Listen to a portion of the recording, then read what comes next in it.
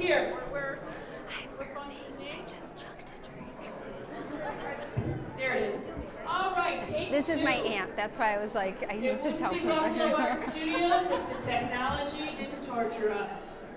Thank you all. I am standing in this beautiful, beautiful installation by a very, very talented and generous person, Jodi Lynn Maracle. And the word I keep using in this space is it's magical. And I'm going to ask, this is the people, if you can come closer, if you want to see Jodi. I don't bite. She's petite. She's not nearly as loud as I am. So, all right, baby, but thank you all for coming. I can tell you that installation work is incredibly time-consuming.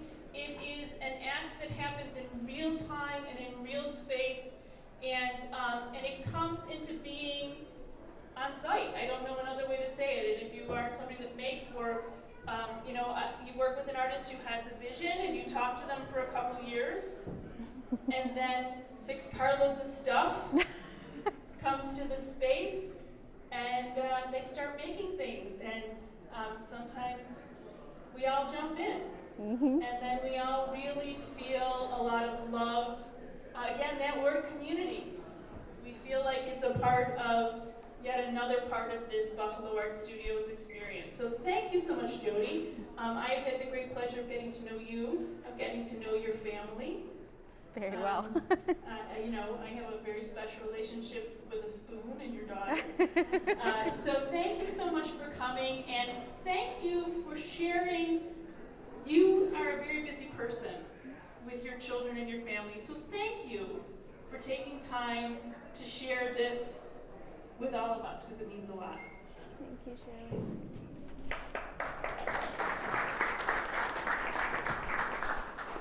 세고스가나고 세고글레건 다난데고노 헐라돈 스리 용기앗 다나노리 위오지고 가츠노니 지간 이로에 소원이 저라데 다노 아원키 아탈레나 세 다노 Yete wagewane ya zi anko lori dini kariho nordon tika izo wesoni zarate. Hello, and I send my greetings and love to all of you. My name is Jodi, and I don't have words to tell you how happy I am that you are all here today, and what a precious matter it is that you have all chosen to visit us and visit this space and be here to experience not just my work, but George's work, and especially together. I don't have any prepared comments, just like I didn't really have a prepared installation. And here we are, and I hope it will come to a point of joy and satisfaction the same way that this installation has. I'll speak about the pieces first, I think. And it's a series of works, some originally begun or first shown and birthed into the world in 2016, up to things I finished at 4:57. You will notice this beautiful, perfect salt ring that I decided was integral. And thankfully, nobody else was here yet. I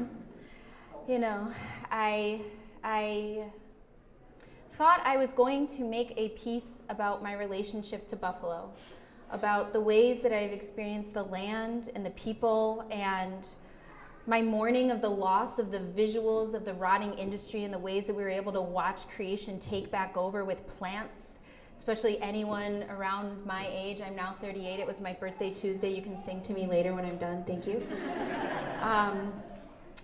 But how much satisfaction I took in going into this rotted industry, into these abandoned buildings that had represented generations of blue-collar workers, native or not, and watching the plant life take over, watching the deer live there, watching frogs bringing new life into bits of Silo City before it was the Silo City that is a playground today. But what turned out is I ended up making a show in part about that, but more so about the ways that I have worked very hard to try to understand what it means to be Mohawk, to try to understand what it means to be human in relationship to the natural world, in relationship to the land, in relationship to the water. Not this romanticized, clean, pure water that's easy to mourn, not what comes out of your faucet, but what it is today, that sometimes we can't touch it, that sometimes it'll make our children sick, but that we still love it and appreciate it, and it is still medicine for us, even to just look upon when we have the opportunity.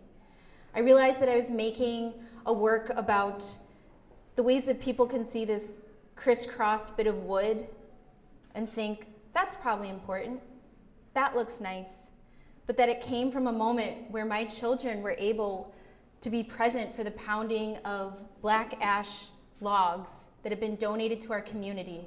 And people from all different Haudenosaunee communities came together to bring these logs that have nourished and sustained us for generations into a relationship with us that is our responsibility. That my daughter, moonwalked and kind of like danced around and didn't want to like participate, but then she came around and saw how joyous it was, and she made this piece, and that my 2-year-old could pound those logs. I realized that I was making a series of works about the weight of feeling like I am failing at saving our language and our culture and teaching my children what it means to be Indigenous in a world that doesn't want you to exist. In a place where so many lovely people came in and out of this space, and I was so grateful for the help, but how many times I had to explain the Treaty of Kanien'keha 1794, that cloth is the only piece of that treaty that's upheld, that was supposed to protect generations until the rivers don't flow, until the grass is no longer green.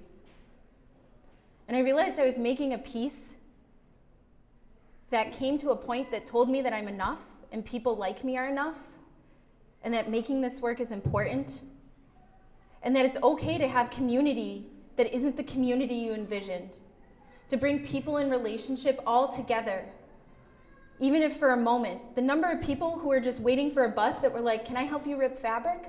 The number of times that Shirley just talked to my daughter, being held by people while I cried because I was so exhausted, because my daughter wouldn't sleep, and I just wanted this to be a space for people to have a moment where it's not about meaning, it's about a stillness.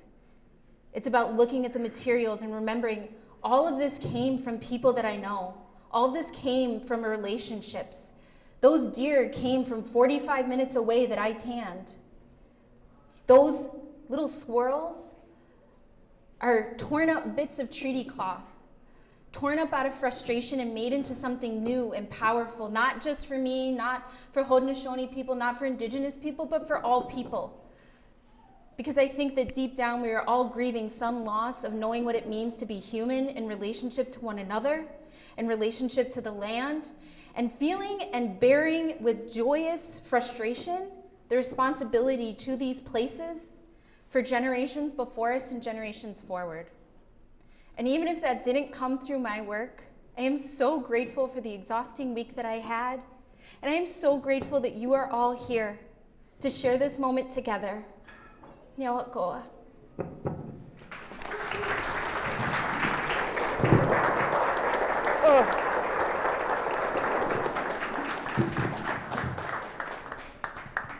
I need a tissue. I need to blow my nose. So I'm going to do what I always do, which is I will revel in a heavy moment, and then I will make something joyous. So I think it's time to sing Happy Birthday.